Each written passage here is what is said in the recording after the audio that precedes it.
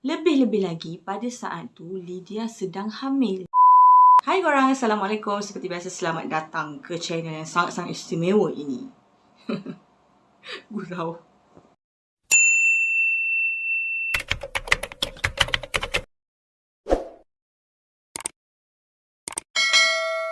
Di video kali ini aku nak share dengan korang tentang sebuah kisah yang sangat-sangat menggemparkan seluruh Filipina. Sekitar tahun 1960-an yang melibatkan sebuah keluarga yang bernama Cabading Family. Kisah ni memang sangat tragis guys. So kalau korang nak tahu lebih lanjut, stay tune. Keluarga ini dinamakan Cabading Family yang tinggal di Zapote Street, Filipina pada tahun 1961. Sebelum aku nak bercerita dengan lebih lanjut lagi, mestilah aku nak perkenalkan dulu dekat korang kan siapa-siapa je yang ada dalam Cabading Family ni. Ahli keluarganya terdiri daripada ayah yang bernama Pablo Cabading. Dia merupakan seorang pegawai polis yang sangat terkenal di daerah tersebut. Pablo juga dikenali sebagai seorang yang tegas, perwatakannya sangat menarik dan seorang yang suka berpakaian kemas. Tapi guys, itu bagi orang luar je tau. Bagi keluarga dia sendiri, Pablo merupakan seorang yang sangat suka mengkontrol. Setiap apa yang berlaku dekat dalam rumah tu, mesti mengikut arahan daripada dia. Dan anak dan juga isterinya memang sangat-sangat takut kepada Pablo ni. Pablo mempunyai seorang isteri yang bernama Asuncion. Asuncion merupakan seorang isteri yang sangat taat. Dia ikut je apa yang Pablo ni cakap. Dia tak pernah bantah. Kalau si Pablo ni cakap A, dia pergi ke A. Kalau Pablo ni cakap B, dia pergi B. Tak ada C langsung. Kira dia ni macam seorang suri rumah tangga sepenuh masa yang memang mengabdikan diri kepada suami dan anak-anak dia. Jadi pasangan suami isteri ini mempunyai seorang anak perempuan yang bernama Lydia. Lydia ni seorang yang bijak, cantik, berperwatakan menarik dan macam-macam lagi lah kelebihan yang ada pada diri dia lah. Lydia merupakan satu-satunya anak tunggal mereka berdua selain daripada seorang lagi anak angkat mereka yang bernama Eduardo. Aku tak dapat banyak sangat informasi pasal Eduardo ni. Jadi aku tak boleh nak share lah, dia tak ada gambar. Aku dah try search dekat Google apa semua, memang tak ada keluar gambar Eduardo ni. Yang aku tahu gambar dia orang bertiga ni je lah. Pablo dan juga Asuncion memang sangat-sangat menyayangi Lydia. Sebab Lydia merupakan satu-satunya anak tunggal mereka. Terutama Pablo. Dia memang sangat posesif dan aku boleh katakan cara dia mengontrol anak dia tu kadang-kadang memang terlalu berlebihan. Dalam erti kata yang lain, sikap protektif dia itu bertukar menjadi posesif. Setiap kali balik kerja, korang bayangkan Lydia ni dah ditunggu oleh ayah dia dekat depan tempat kerja. Dia tak ada masa langsung nak pergi kat tempat lain. Apatah lagi nak lepak-lepak dengan kawan-kawan ke apa ke. Sampaikan ada satu masa, si Lydia ni terpaksa patah balik ke rumah dia di Zapote Street semata-mata nak minta izin dengan ayah dia nak keluar sekejap dengan kawan habis kerja. Tu belum cakap lagi pasal teman lelaki si Lydia ni. Setiap lelaki yang cuba nak dekat dengan Lydia memang tak akan bertahan lama. Setiap kali Lydia ni ada bawa balik seseorang dekat rumah, orang tu hanya akan bertahan selama 10 minit saja. Lepas tu terus balik rumah, tak tahan. Walaupun kehidupan dia dikongkong sampai macam tu sekali, tapi Lydia ni memang merupakan seorang anak yang baik dan memang tak pernah bantah sikit pun apa yang bapak dia cakap. Tapi kalau dah sampai kena kongkong macam tu, korang rasa korang boleh tahan tak? Okey, semuanya nampak baik je kan? Nampak semua lancar je. Sehinggalah segalanya berubah setelah Lydia mengenali seorang lelaki yang bernama Leo. Bila Lydia melanjutkan pelajaran di sebuah universiti di Filipina, iaitu di Santo Tomas, dia telah bertemu dengan seorang lelaki, iaitu seorang profesor muda di universiti itu yang bernama Leonardo Quintangon, yang pada ketika itu berusia 36 tahun. Jadi si Leo ni memang baru je lah mengajar dekat kampus tu dan dia merupakan seorang yang berkelulusan luar negara. Sikap-sikap dia tu yang membuatkan Lydia jatuh hati lah. Sebab dia ni seorang lelaki yang lemah lembut dari segi percakapannya, kacak pula tu. Siapa tak tertarik kan? Tak lama lepas tu setelah mereka ni suka sama suka, akhirnya Lydia dan Leo berpasangan lah. Couple lah kiranya. Tapi lama-kelamaan Leo rasa sedikit hairan dengan sikap Lydia sebab Lydia ni dia agak tertutup apabila cakap pasal keluarga dia. Dia jarang lah nak cerita pasal family dia. Kalau ditanya pun tak beria-ia sangat nak menjawab. Setelah mereka berhubungan hampir beberapa bulan, macam aku cerita tadi kan, Lydia memang seorang anak yang taat. Dia memang takkan sampai hatilah nak sembunyikan hubungan antara mereka berdua tu untuk selama-lamanya kan. Dia pun decide lah untuk bawa Leo ni berjumpa dengan ayah dan ibu dia. Leo ni pun sambutlah dengan baik. Okey, siap. Okey, kita jumpa mak dengan ayah kamu. Lagipun dia memang betul-betul nak memperisterikan Lydia dan dia memang betul-betul serius. Jadi hari yang ditetapkan tu, si Leo ni pun berjumpalah dengan Pablo. Yang menghairankan, Pablo ni suka kepada Leo. Dia tak ada masalah dengan lelaki ni. So dia pun cakap lah, oh kamu ni merupakan satu-satunya lelaki yang berjaya mencuri hatiku. Selama ni kalau anak aku bawa lelaki daripada mana pun aku tak suka. Diorang sampai 10 minit je boleh bertahan. Terus diorang cabut lari. Tapi kau ni lain lah sikit Leo. Kau memang lain. Jadi dalam erti kata yang lain, hubungan mereka berdua itu direstui oleh Pablo. Happy lah diorang berdua ni kan? Happy sangat terutama Lydia. Jadi setelah Lydia tamat belajar dekat universiti tu, akhirnya mereka memutuskan untuk berkahwin. Nak kahwin kena minta izin bapa si Lydia dulu. Tapi korang nak tahu tak apa yang si Pablo ni cakap? Boleh, tak ada masalah kalau nak kahwin dengan anak aku. Tapi aku ada 3 syarat yang kau kena penuhi, Leo. Pertama, perkahwinan ini mestilah dibuat secara besar-besaran, tak mau kecil-kecil. Kedua, kau kenalah bayar mahar, ataupun kalau kita cakap mas kahwin lah kan, sebanyak 5,000 peso, tak boleh kurang. 5,000 peso tu agak mahal lah kan pada tahun 1960-an tu, jumlah yang besar. Dan yang ketiga, kau dengan Lydia mestilah tinggal dengan aku setelah korang berkahwin nanti. Korang tak boleh pindah dekat tempat lain. Kalau kau dapat penuhi 3 syarat ni, kau boleh kahwin dengan anak aku. Peringkat permulaannya, Leo agak ragu-ragu lah kan macam mana dia nak cari wang sebanyak 5,000 peso tu. Tapi disebabkan rasa cinta dia terhadap Lydia, dia sangguplah berkorban apa saja untuk mendapatkan Lydia ni.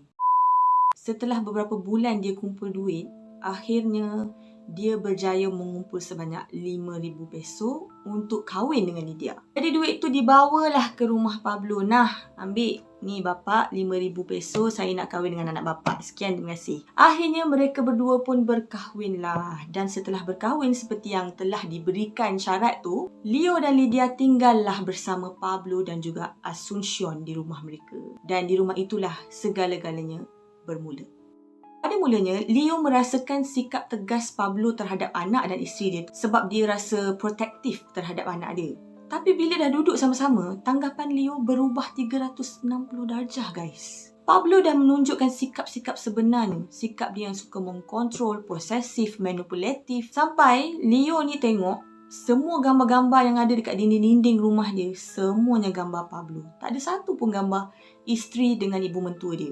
Gambar dia, kejayaan dia, semua tentang dia. Macam-macam perkara yang Pablo buat sehinggakan Leo dan Lydia merasa tidak selesa dengan keadaan. Setiap kali Leo dengan Lydia nak keluar pergi makan lah, kira macam husband and wife nak dating ke apa, Pablo nak ikut juga sekali. Korang bayangkan. Dan setiap kali si Pablo ni akan menggunakan Asuncion untuk menghalang Lydia tidur bersama-sama dengan suami dia Leo. Bila dia tengok je Lydia dah nak masuk bilik dengan Leo, dia akan macam, Lydia, kejap. Mak kau sakit. Pergi tidur dengan mak kau. Mak kau sakit kepala tu, pergi urut dia. Setiap kali guys, memang macam tu. Manalah dia orang boleh tahan kan. Sebagai pasangan suami isteri, tak boleh nak luangkan masa bersama.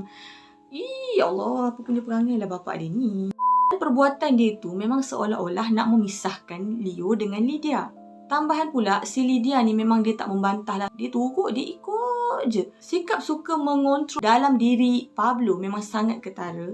Apabila setiap kali balik daripada kerja, Leo dan Lydia dipaksa untuk berbual-bual, bercakap dengan dia berjam-jam dekat teres. Dengar dia bercerita, sampai kan tak ada masa rehat, tak boleh nak luang masa bersama. Kalau sekali dua tu boleh lah kan korang. Tapi ni hari-hari kot. Setiap kali balik kerja nak kena tadar telinga, dengar apa yang kau cakap berjam-jam. Aku tak sempat tukar baju, tak sempat apa lagi, dah kena dengar, dah kena hadap semua tu. Ada satu lagi undang-undang yang dibuat oleh Pablo dekat dalam rumah tu.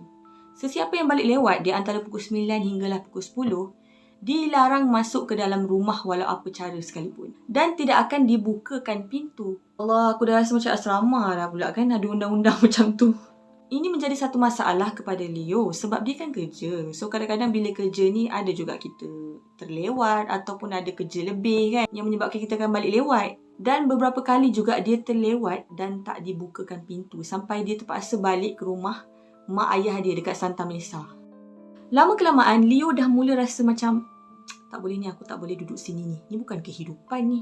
Dah toksik dah ni. Dia berfikir untuk mengajak Lydia tinggal dekat tempat lain dan berdikari, sewa rumah ke apa ke tak kisahlah. Dia pun bagi tahulah berterus terang kepada bapa mentua dia, Pablo ni, dia tak dapat nak tinggal sini. So bila Pablo ni dengar je apa yang Leo cakap, dia terus naik marah. Okey? Kalau sekali kau bawa anak aku melangkah daripada rumah ni, aku tembak kepala anak aku depan kau. So last Leo pun ambil keputusan untuk keluar daripada rumah tu dan tinggal di rumah ibu bapa dia di Santa Mesa. Tapi dia tak bawa Lydia lah. Korang rasa Pablo akan halang ke? Boleh pergi je lah. Asalkan kau tak bawa anak aku Lydia ni. Kau nak pergi mana, kau punya suka. Beberapa kali juga Leo ni memujuk Lydia untuk tinggal bersama-sama dengan dia. Tapi disebabkan Lydia rasa sangat takut pada ayah dia, dia memang menolaklah permintaan daripada suami sendiri. Mereka terpisah, tapi disebabkan rasa rindu Leo terhadap Lydia, dia akan sentiasa cuba bertanya khabar dan menelefon isteri dia. Lebih-lebih lagi, pada saat tu Lydia sedang hamil. So dia memang risaulah kan keadaan isteri dia, tak dapat jumpa lagi. Leo tak pernah putus asa sampai dia pergi ke tempat kerja Lydia untuk berjumpa dengan isteri dia. Setelah Pablo tahu pertemuan antara Lydia dan juga Leo, dia melarang anaknya pergi ke tempat kerja. Lydia tak boleh masuk kerja. Lama-kelamaan, Lydia mula rasa rindu sangat-sangat, rindu yang tak tahan dah lah pada suami dia ni. Dan dia dah tak boleh bertahan tinggal dekat rumah tu. Jadi dia pun kirimkanlah surat kepada Leo. Dekat surat tu dia tulis, jemput aku di gereja. Aku mau tinggal dengan kamu. Pada tarikh dan juga masa yang telah dijanjikan, Leo pun menjemput Lydia di gereja dan mereka terus ke daerah Cavan. Setelah sampai di Cavan, Leo pun menelefonlah kedua orang tuanya yang berada di Santa Mesa. Mak ayah aku dan Lydia ada dekat Cavan. Nanti mak ayah jangan terkejut tau kalau ada Pablo dengan Asuncion sampai dekat rumah kita tu. Kalau mereka berdua tanya kat mana kami ada, mak dengan ayah cakap tak tahu ya. Tolong mak ayah. Tak lama lepas tu, Pablo dan Asuncion betul-betul sampai dekat rumah ibu dan ayah Leo. Menjerit-jeritlah mereka berdua ni dekat luar rumah kan. Mana anak aku? Mana kau bawa lari anak aku? Keluarkan anak aku sekarang. Kebetulan yang ada dekat dalam rumah tu, selain daripada ibu dan ayah Leo, ada dua orang sepupu Leo yang bernama Nonilo dan juga Jane. Mereka tak bagi tahu langsung di mana keberadaan Leo dan juga Lydia. Keesokan harinya, sepupu Leo yang bernama Jane cuba untuk memujuk Pablo. Dia pun pergilah ke rumah Pablo. Yang peliknya, pada ketika itu, sikap Pablo tiba-tiba berubah. Dia jadi beramah, dia jadi baik, lemah lembut. Bila Jane tengok layanan baik yang diberikan, dia pun beranikanlah diri. Dia cakaplah, "Cik, Leo dengan Lydia ni cik, diorang dah bersedia untuk hidup berdikari. Diorang nak duduk dekat rumah sendiri, tolonglah izinkan diorang ni cik. Mereka berdua sekarang ada dekat daerah Cavan. Diorang selamat cik."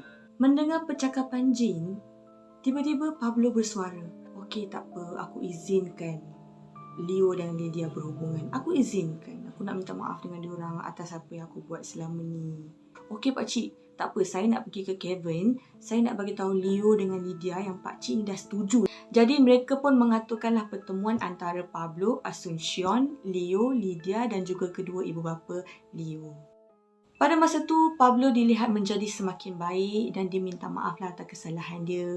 Dia cakaplah yang okey, ayah izinkan kalau korang berdua nak berdikari. Okey, ayah faham. Semuanya menjadi baik dan mereka hidup bahagia, aman, damai selama-lamanya. Korang rasa macam tu ke? Confirm bukan macam tu korang? Teruskan. Satu hari, Pablo menelefon Lydia untuk mengatakan yang Asuncion sedang sakit. "Nak, baliklah nak. Mak kamu ni tengah sakit. Ayah tak tahu nak buat apa ni, lagipun kamu berdua kan doktor. Tolonglah ayah." Jadi dia pun ajaklah suami dia Leo dan pada masa tu, saudara kepada Leo, Nonilo, ikut mereka bersamalah. Sesampainya di rumah, Leo dengan Lydia ni pelik sebab tengok Asuncion berjalan seperti biasa. Tak sakit kat mana-mana pun. Waktu tu dalam rumah Pablo, ada 4 orang lagi termasuklah anak angkat diorang yang bernama Eduardo dan 2 lagi orang gaji Pablo. Yang si Pablo ni pula buat tak tahu je, seolah-olah apa yang dia cakap tadi tu tak wujud. Dia tak pernah cakap pun. Pablo pun menyuruh Nonilo untuk tunggu di bawah. Sementara dia dan juga Leo dan Lydia naik ke atas untuk berbincang. Sebab ni masalah family kan. So orang yang tak ada kaitan tunggu dekat bawah. Kamu Asuncion, kamu pun naik ke atas dengan aku. Beberapa minit selepas tu, Nonilo yang berada di bawah pun mendengar macam-macam bunyi dekat atas. bunyi bergaduh, bunyi bertengkar, suara menangis. Memang berlaku pertengkaran yang amat dahsyat antara mereka empat beranak. Cara diorang bergaduh tu seolah-olah macam Pablo ni menyuruh Leo dan Lydia berpindah ke rumah tu, tapi Lydia tak mahu. Dan tidak lama kemudian, Nonilo pun mendengar bunyi tembakan. Banyak kali bunyi tembakan tu. Sampai Nonilo jadi takut, dia pun keluar daripada rumah tu dan terus telefon polis. Bila pihak polis sampai, pintu terpaksa dipecahkan sebab ketika itu pintu dalam keadaan berkunci. Bila pintu dibuka, mereka melihat satu pemandangan yang sangat mengerikan. Mayat Leo dan juga Lydia ditemui dalam keadaan berpelukan. Pablo pula terbaring di atas katil bersama luka tembakan di kepala dan dada. Asuncion pula sedang mengerang kesakitan dengan 5 tembakan di kaki dia dan juga di bahu dia. Asuncion telah dibawa ke hospital tapi akhirnya tidak juga dapat diselamatkan dan akhirnya dia meninggal dunia. Setelah berlakunya kejadian ngeri tu, setiap seorang yang berada dekat dalam rumah telah disoal siasat. Berdasarkan siasatan, pada awalnya Pablo hanya ingin menembak Leo tapi telah dihalang oleh Lydia. Asuncion pula terkena tembakan sewaktu sedang cuba menyelamatkan anaknya. Sebab itulah mayat dia tu ada dekat kaki Leo dan juga Lydia. Setelah itu akhirnya Pablo menembak atau membunuh diri dia sendiri. Begitulah berakhirnya sebuah tragedi dalam sebuah keluarga yang bernama Cabading Family, dan kes ini memang sangat-sangat menggemparkan seluruh Filipina. Sedih sebab sepatutnya peranan Pablo sebagai ketua keluarga adalah melindungi keluarga dia tahu. Semoga kita dijauhkanlah daripada perkara-perkara yang tak elok macam ni, kita berada dalam keadaan yang baik-baik saja. Okay guys, sampai situ saja. Kalau korang ada suggestion untuk next story, korang boleh komen dekat bawah. Tapi jangan lupa untuk like, share and subscribe. Bye. Assalamualaikum.